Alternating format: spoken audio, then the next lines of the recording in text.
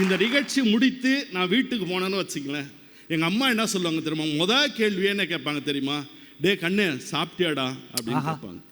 அம்மா சாப்பிட்டியான்னு கேட்பாங்க. அவங்க பிறருக்காக வாடுறவங்க. என் மனைவி என்ன கேட்பா?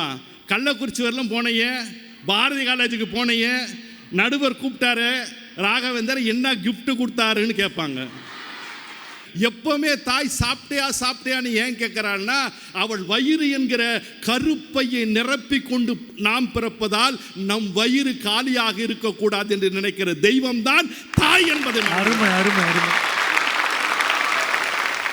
மூக்குத்தி அம்மை நித்திய பிரியா கல்யாணமாயி தனக்காக வாழாம தனி கொடுத்தன வைக்காம தான் தனி கொடுத்தன போலங்க, மாமனார மாமியார தனி கொடுத்தன வச்சுட்டாங்க. அவ்வளவு சிறந்த பெண்படி, அவ்வளவு உயர்ந்த உள்ளம், உயர்ந்த உள்ளம். அந்த மகாகவி பாரதி சிட்டுக்குருவி சொன்னீங்களே, அவனும் அவன் மனைவி செல்லம்மா அவன் பட்டினியா இருக்கிறா. செல்லம்மா பக்கத்து வீட்டில் போய் காப்படி அரிசி நொய் அரிசி வாங்கின்னு வராங்க.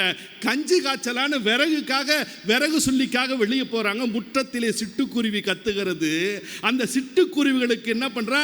நொய் அரிசி எடுத்து போடுறான். எல்லாம் சாப்பிட்டு முடிக்குது. என்று அவராங்க உள்ள செல்லம்மா கடைசி பருக்கையும் சாப்பிட்டு முடிச்சுட்டு பாரதி சொன்னாங்க, நம் வீடு தேடி வந்த விருந்தாளிகள் இந்த சிட்டுக்குருவிகள் வெறும் வயிற்றோடு போய்விடக்கூடாதே என்று சொன்னான்னா, அதுதாங்க தனக்காக வாழாம பிறருக்காக வாழ்றது. வலது கை சிறந்ததா இடது கை சிறந்ததா நம்பிக்கை சிறந்ததா என்று சொன்னால் எந்த கை தெரியுமா சிறந்தது?